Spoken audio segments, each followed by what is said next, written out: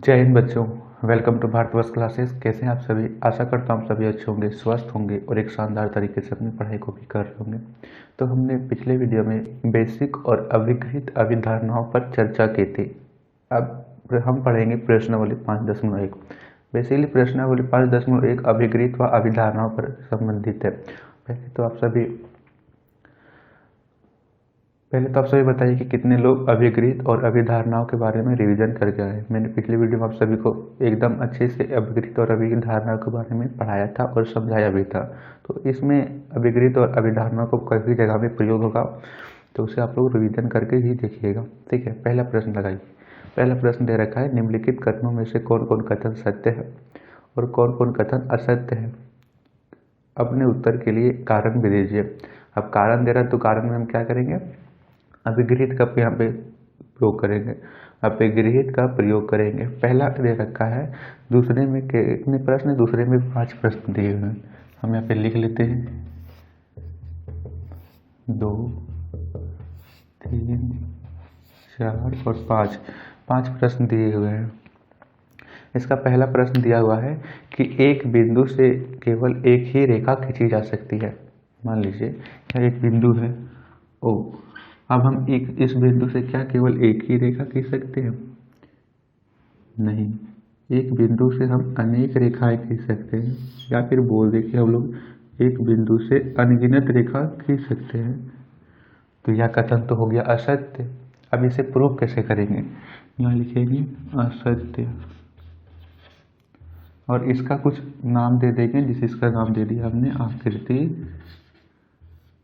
5.1 लिखेंगे असत्य और इसका कारण लिखेंगे देखिए आकृति 5.1। ठीक है, 5.1 में हमें साफ साफ नजर आ रहा है कि एक बिंदु से हम अनेक रेखा खींची जा सकती है। यूक्लिड ने अपनी अभिधारणा में यह क्या कहा था कि यदि दो भिन्न बिंदुओं को एक सरल रेखा द्वारा मिलाया जाए तो एक सरल रेखा खींची जा सकती है। ठीक है, तो वहाँ पे 2 बिंदुओं का उन्होंने जिक्र किया था। यहाँ पे तो एक बिंदु से अनेक रेखा खींची जा सकती है। दूसरा दिया हुआ है कि 2 भिन्न बिंदुओं से होकर जाने वाली असंख्य रेखाएं हैं। तो यह भी कथन है असत्य। अब असत्य है तो असत्य क्यों है? यहाँ पे फिर हम देखिए 2 भिन्न बिंदु, एक बिंदु रहा ए, एक बिंदु रहा बी। अब क्या 2 भिन्न बिंदुओं से हम लोग असंख्य रेखाएं खींच सकते हैं? नहीं, इस 2 भिन्न बिंदुओं से हम लोग केवल एक ही रेखा खींच सकते हैं। हम लोग इस रेखा को ऐसे करके नहीं मिला सकते, ना ही इसे हम टेढ़ा करके मिला सकते हैं। 2 भिन्न बिंदुओं से केवल और केवल एक ही रेखा खींची जा सकती है। इसका हम लोग नाम दे देते हैं आकृति 5.2 और इसमें लिखेंगे असत्य है और इसका कारण देंगे देखिए आकृति 5.2। यह था इसका कारण। प्रश्न संख्या 3 दे रखा है कि एक शांत रेखा दोनों ओर अनिश्चित रूप से बढ़ाई जा सकती है। तो हमने यूक्लिड के अभिधारणाओं में पढ़ा था। ठीक है, अभिधारणा जो सिर्फ ज्यामिति से संबंधित हो, अभिगृहित जो ज्यामिति के साथ साथ पूरे मैथ से संबंधित होती है। तो अभिगृहित या अभिधारणाओं में हमने पढ़ा था कि एक शांत रेखा दोनों ओर से अनिश्चित रूप से बढ़ा सकते हो। मान लीजिए एक शांत रेखा है ए और बी, क्या हम लोग इसे और बढ़ा सकते हैं? बढ़ा सकते हैं। इसके लाइन इधर कर देंगे और इधर भी हम लोग बढ़ा सकते हैं। तो इसको लिखेंगे सत्य और इसका कारण क्या देंगे? और इसे हम लोग नाम दे देते हैं आकृति 5.3 और यहाँ हमारे कारण देते हैं सत्य है, कारण हम दे देंगे देखिए आकृति 5.3। प्रश्न संख्या 4 को लगाइए। प्रश्न संख्या 4 दे रखा है, यदि 2 वृत्त बराबर हैं तो उनकी त्रिज्याएं भी बराबर होंगी। यदि 2 वृत्त बराबर हों तो उसकी त्रिज्या भी बराबर होगी। का अंतर क्या है? देखिए त्रिज्या क्या होती है? किसी भी केंद्र से परिधि तक की दूरी वृत्त की त्रिज्या कहलाती है। यदि वृत्त बराबर हैं तो उसकी त्रिज्या भी बराबर होगी। तो हमने पढ़ा था यूक्लिड के अभिगृहित में यदि दो वस्तुएं समपाती हो तो वे दोनों वस्तुएं आपस में बराबर होती है। हमने एक पेपर का एग्जांपल भी लिया था। मान लीजिए यह आकृति इस आकृति के समपाती है तो ये आकृति आपस में बराबर है। तो इसी में लिखेंगे कि चौथा कथन सत्य है। कारण क्या देंगे कि वस्तुएं समपाती हो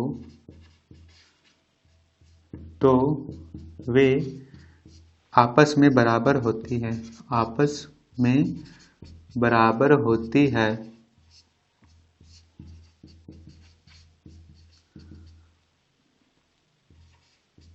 प्रश्न संख्या 5, कथन 5 को देखिए। कथन 5 दे रखा है कि आकृति 5.9 में यदि AB बराबर PQ और PQ बराबर XY है तो AB बराबर XY होगा।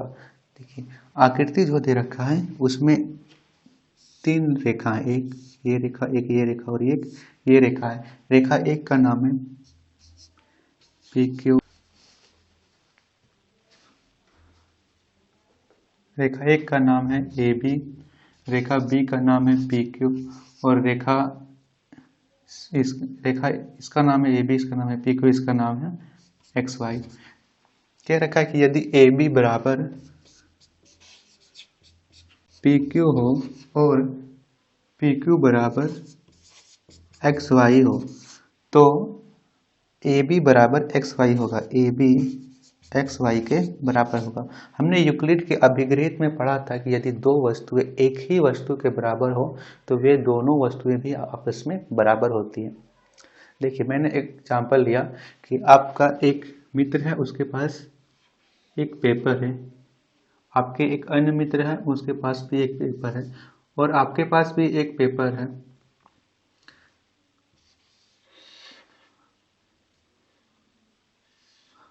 यदि मैं कहूं कि आपके मित्र का पेपर आपके पेपर के बराबर है और आपके अन्य मित्र का पेपर भी आपके पेपर के बराबर है तो आप उन दोनों मित्रों का पेपर भी आपस में बराबर ही होगा। हमने पढ़ा था। तो इसमें लिखते हैं कि सत्य यूक्लिड के अभिगृहित के अनुसार।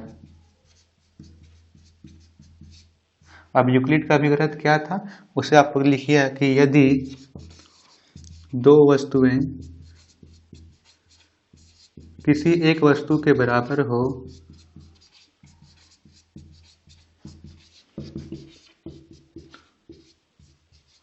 तो वे आपस में बराबर होती है, तो वे आपस में बराबर होती है।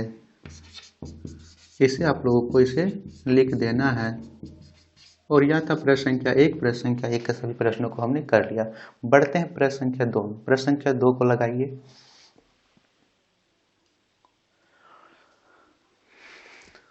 प्रश्न संख्या 2 में क्या करना है, हमें परिभाषा देना है। पहला है समांतर रेखाएं, दूसरा है लंब रेखाएं, तीसरा है रेखाखंड, वृत्त की त्रिज्या और पांचवा है वर्ग। इनकी परिभाषा देना है। तो चलिए इसकी परिभाषा को लिखते हैं। कॉपी पेन निकाल लीजिए और एक एक चीज नोट कीजिए।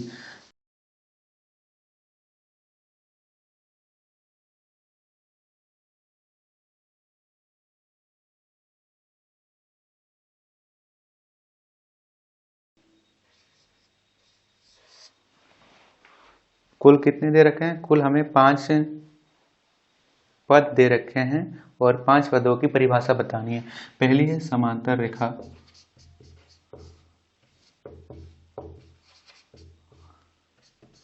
दूसरा दे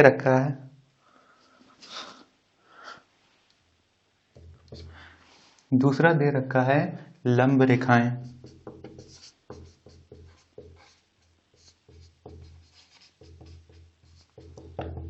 तीसरा दे रखा है रेखाखंड, वृत्त की त्रिज्या और वर्ग। रेखाखंड, वृत्त की त्रिज्या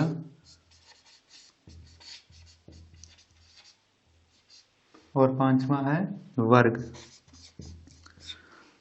बताइए समांतर रेखाएं, यदि आपसे भी सब पूछा जाए कि समांतर रेखाएं क्या होती, तो आप लोग क्या बताइए? समांतर रेखा उसे बोलेंगे जो कभी आपस में मिले नहीं। एक लाइन यह है और इसके समांतर यानी इसके बराबर में यह लाइन होती है और यह रेखा कहीं भी आपस में नहीं मिलती है। तो समांतर रेखाओं में आप लोग लिखिएगा वे दो रेखाएं जो आपस में कभी ना मिले। लंब रेखाएं क्या होती है? लंब रेखाएं जो एक रेखा यह है और दूसरी रेखा इसके ऊपर आ गई, तो लंब रेखाएं जो 90 डिग्री का कोण बनाती है, या फिर बोल सकते हो कि लंब रेखाएं वे रेखाएं जो समकोण हो, उसे बोलते हैं लंब रेखाएं। तो देखिए यह है एक रेखा, यह एक सीधी रेखा और इस पे एक लंब डाला गया, तो यहाँ पे कितने डिग्री का कोण बनेगा? 90 डिग्री का कोण बनेगा। अर्थात जब भी कोई एक सरल रेखा में एक अन्य लंब डाला जाता है तो वहाँ पे हमेशा 90 डिग्री का कोण ही बनता है। आगे है रेखाखंड। रेखाखंड को बोलेंगे कि एक सरल रेखा का भाग, एक रेखा का भाग। हमने एक रेखा खींचा जो अनिश्चित रूप से दोनों ओर से बढ़ाई जा रही हो और इससे हमने एक यहाँ से इसका भाग उठाया जिसका नाम दिया ए और बी, तो इसे हम लोग बोलेंगे रेखाखंड। ठीक। नेक्स्ट है वृत्त की त्रिज्या। वृत्त की त्रिज्या क्या होती है? तो किसी भी केंद्र से वृत्त की परिधि तक की दूरी वृत्त की त्रिज्या कहलाती है। ठीक है, यहाँ पे एक केंद्र और इस केंद्र से इस परिधि तक की दूरी वृत्त की त्रिज्या। तो लिखेंगे केंद्र से परिधि तक की दूरी। नेक्स्ट है वर्ग। वर्ग क्या होता है? वर्ग उसे बोलेंगे जिसकी चारों भुजा बराबर हो, तथा प्रत्येक कोण 90 डिग्री का हो। प्रत्येक कोण 90 डिग्री का हो। वर्ग होता क्या है? जिसकी चारों भुजा बराबर हो, यानी जितना यहाँ पे मान लीजिए ए है तो यहाँ भी ए होगा, यहाँ भी ए होगा और यहाँ भी ए होगा, और यहाँ पे जितने भी कोण बनेंगे वो 90 डिग्री का ही कोण बनेंगे। तो यह था इसकी परिभाषा। नेक्स्ट हमें पढ़ना है प्रश्न संख्या 3। प्रश्न संख्या 3 दे रखा है कि नीचे दी गई दो अभिधारणाओं पर विचार कीजिए। दो भिन्न बिंदु ए और बी दिए रहने पर एक तीसरा बिंदु सी ऐसा विद्यमान है जो ए और बी के बीच स्थित होता है। इसे आपने नोट किया? ठीक है, मिटा देता हूं।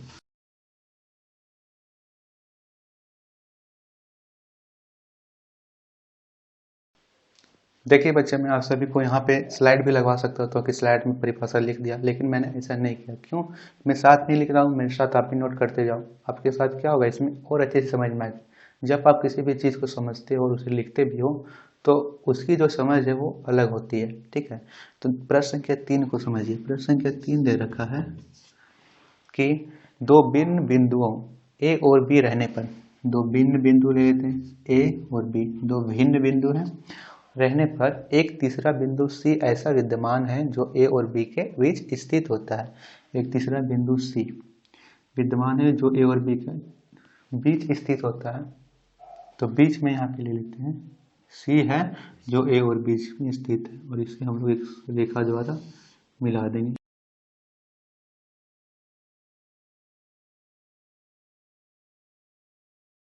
देखते हैं, दूसरा दे रखा है कि यहाँ कम से कम ऐसे 3 बिंदु विद्यमान हैं जो एक रेखा पर स्थित नहीं है। अब फिर से भिन्न बिंदु खींचते हैं ए और बी।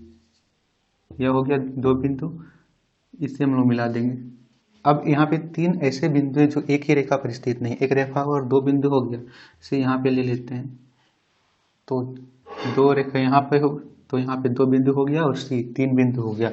तो लेकिन यह तीनों एक ही बिंदु पर स्थित नहीं है, इसे हमने कर लिया। अब आगे पढ़ रखा है, क्या इन अभिधारणाओं में कोई परिभाषित शब्द है? क्या ये अभिधारणाएं अविरोधी है? क्या ये यूक्लिड की अभिधारणाओं से प्राप्त होती है? स्पष्ट कीजिए। तो क्या हमने यूक्लिड के अभिग्रहों में से पढ़ा था? तो इसे हमने नहीं पढ़ा था, अर्थात यह यूक्लिड के अभिग्रहों के अनुसरण नहीं करते। लिखेंगे ये यूक्लिड के अभिग्रहों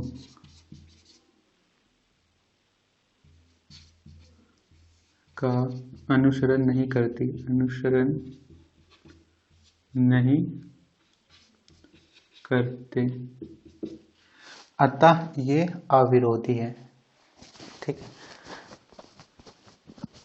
प्रश्न संख्या 4 को लगाइए। प्रश्न संख्या 4 दे रखा है कि यदि दो बिंदुओं ए और बी के बीच एक बिंदु सी स्थित है कि AC बराबर BC है, तो सिद्ध कीजिए कि AC बराबर 1/2 AB है। एक आकृति खींचकर इसे स्पष्ट कीजिए। अब देखिए, हम लोग पहले आकृति बना लेते हैं, उसके बाद इस चीज को और अच्छे से समझते हैं। प्रश्न संख्या 4, दो भिन्न बिंदुओं ए और बी के बीच एक बिंदु सी स्थित है। तो दो भिन्न बिंदु ए, एक बिंदु बी ले लिए और इसके बीच सी स्थित है। यहाँ पे बीच में ले लेते हैं सी, दो भिन्न बिंदु हैं और इसके बीच में यहाँ पे सी स्थित है। नेक्स्ट कह रखा है कि यदि AC बराबर BC है, जो AC है वो BC के बराबर है, तो सिद्ध कीजिए कि जो AC है वो AB का आधा है। यही कह रहा है। हमें तो वैसे पता चल रहा है कि AC और BC बराबर होगा। क्यों बराबर होगा? मध्य बिंदु का मतलब ही क्या कि जो इसे दो बराबर भागों में विभाजित करता हो। या तो हमें पता चल रहा है, लेकिन इसे हम लोग प्रूव कैसे करेंगे? प्रूव करेंगे, यहाँ पे लिखेंगे दिया है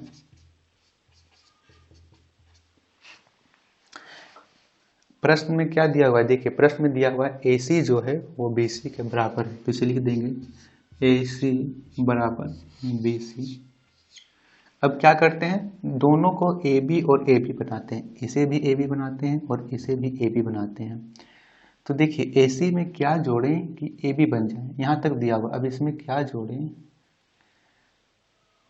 कि AB बन जाए? एक तो आप लोग BC जोड़ दो, AC में BC जोड़ेंगे तो AB बन जाएगा, या फिर AC में AC जोड़ देंगे तो भी AB बन जाएगा। क्यों? क्योंकि AB और AC तो बराबर ही है, अर्थात हम लोग दोनों तरफ AC और इसमें भी AC जोड़ेंगे। लिखेंगे दोनों तरफ AC जोड़ने पर, यहाँ पे AC है, इसमें भी AC जोड़ दीजिए, AC प्लस AC बराबर, इसे BC है, इसमें भी AC जोड़ देंगे।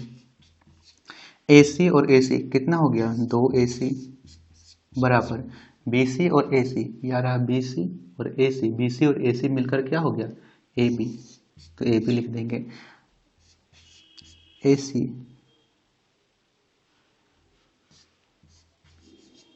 अब AC है, AC लिख दीजिए।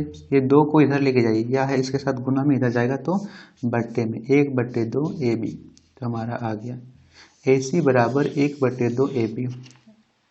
प्रूव हो गया। तो यह था, हमें प्रूव करना था कि जो AC है वो 1/2 है AB का।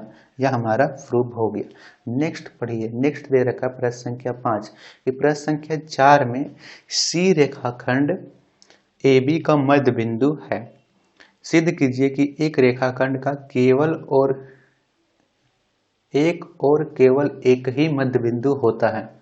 हमने यह देखा था कि C बिंदु है वो AB का मध्य बिंदु है। तो हमें यह सिद्ध करना है कि एक रेखा के सिर्फ एक ही मध्य बिंदु होते हैं, अन्य नहीं होता। इसे कैसे सिद्ध करेंगे?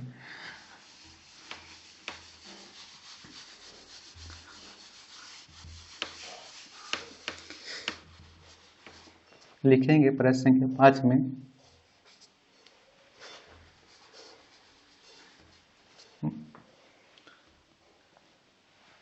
यहाँ पे देखिए, मान लीजिए कि हम यहाँ पर एक और बिंदु ले लेते हैं, जैसे ले लिए हमने बिंदु यहाँ पे पी। मान लीजिए कि सी मध्य बिंदु नहीं है, पी मध्य बिंदु है। अब हमें सिद्ध करना है कि जो पी मध्य बिंदु है वो इस रेखा का मध्य बिंदु नहीं है। जब हम लोग इसे प्रूव कर लेंगे, जब पी नहीं है तो क्या होगा, सी ही मध्य बिंदु होगा। यहाँ लिखेंगे कि माना कि ए बी का मध्य बिंदु सी है, मध्य बिंदु सी है। अब मध्य बिंदु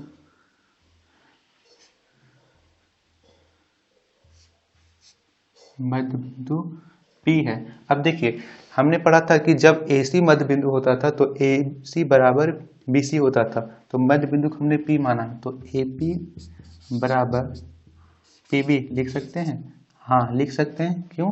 क्योंकि हमने पढ़ा, पिछले प्रश्न में सिद्ध किया था कि AC बराबर BC होता है, अर्थात जब मध्य बिंदु P माने हैं तो AP बराबर PB होगा। अब यहाँ से करेंगे, परंतु प्रश्न में दे रखा है, प्रश्न में C को मध्य बिंदु बतलाया गया है, बिंदु बताया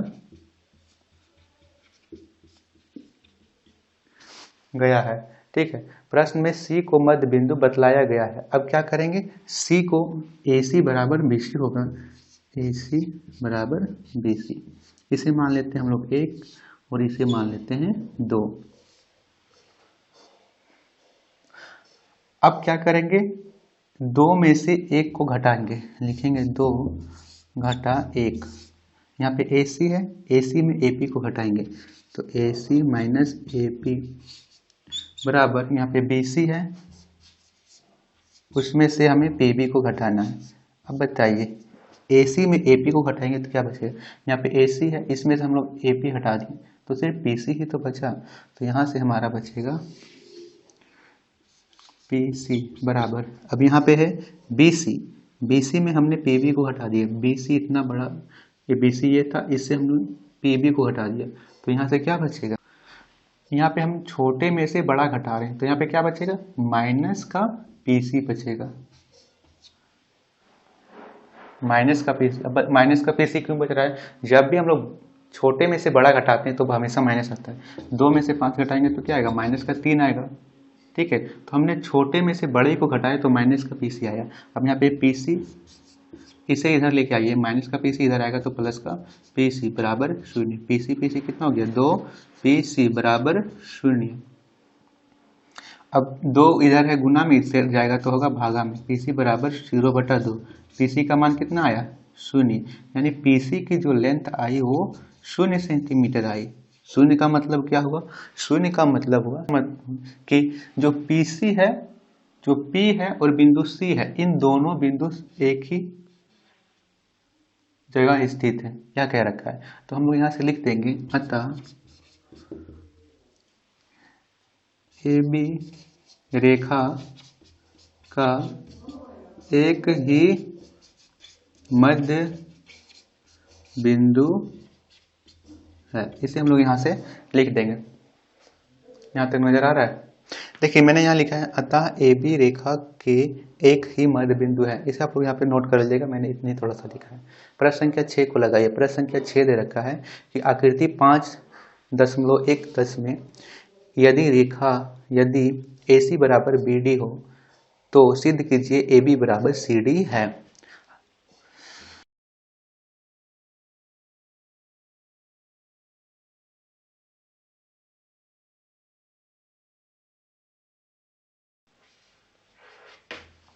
प्रश्न संख्या 6, हमें आकृति दे रखी है 5.10 में आकृति बना देता हूँ। आकृति कुछ इस प्रकार है और यहाँ पे है A, यहाँ बिंदु स्थित है B, फिर यहाँ बिंदु स्थित है C और यह बिंदु स्थित है D।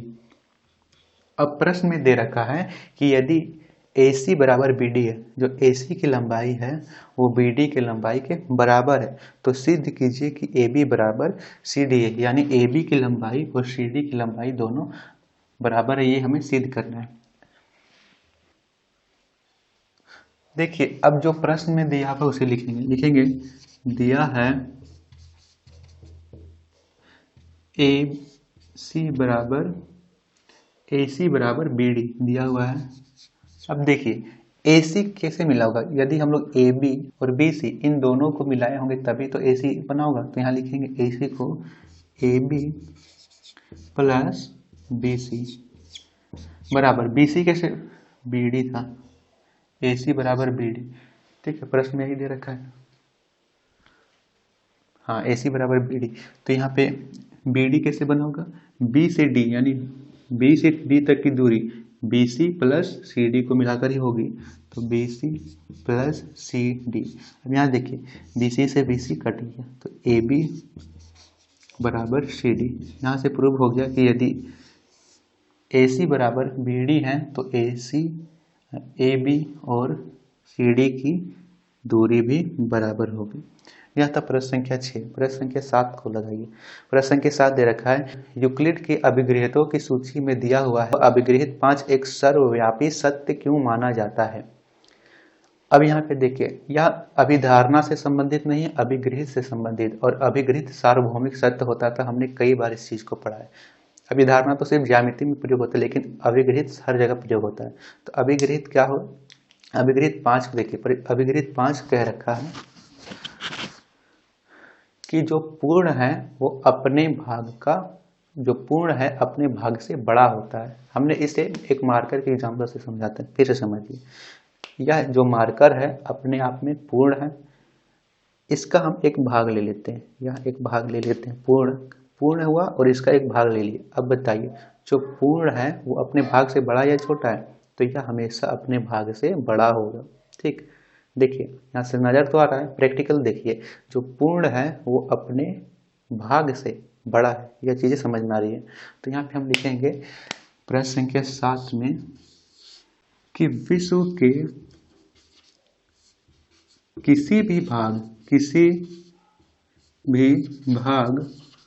व किसी भी वस्तु के लिए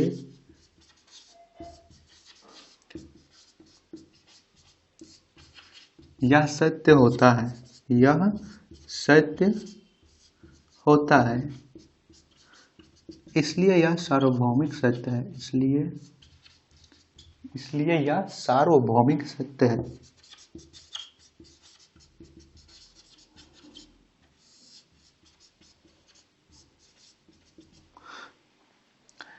हम लोग इसका एग्जाम्पल एक बोर्ड से भी ले सकते हैं कि बोर्ड का एक भाग यह है और इसका यदि हम लोग एक भाग इतना ले लें तो यह पूर्ण का एक भाग यहाँ ले लिए तो क्या हुआ, यह अपने भाग से छोटा है, अर्थात यह जो पूर्ण है अपने भाग से हमेशा बड़ा ही होगा। किसी भी वस्तु में आप लोग अप्लाई कर सकते हो। प्रश्न संख्या 7 प्रश्नावली 5.1 में 7 ही प्रश्न है। अगले वीडियो में हम सभी पढ़ेंगे प्रश्नावली 5.2। यदि इन प्रश्नों में किसी भी प्रकार का डाउट हो नीचे कमेंट में जरूर कीजिएगा। वीडियो पसंद आई तो लाइक कीजिएगा, अपने दोस्तों को शेयर कीजिएगा और हाँ, भारत फर्स्ट क्लासेस को सब्सक्राइब करना बिल्कुल भी नहीं भूलिएगा। मिलते हैं अगले वीडियो में, तब तक अपनी पढ़ाई को करते रहिए। इन अभिगृहित को 1-2 बार पढ़ लीजिएगा तो उसके बाद इस प्रश्नावली को पढ़िएगा तो और भी आसान लगेगा ये चीज़ें। धन्यवाद, मिलते हैं अगले वीडियो में।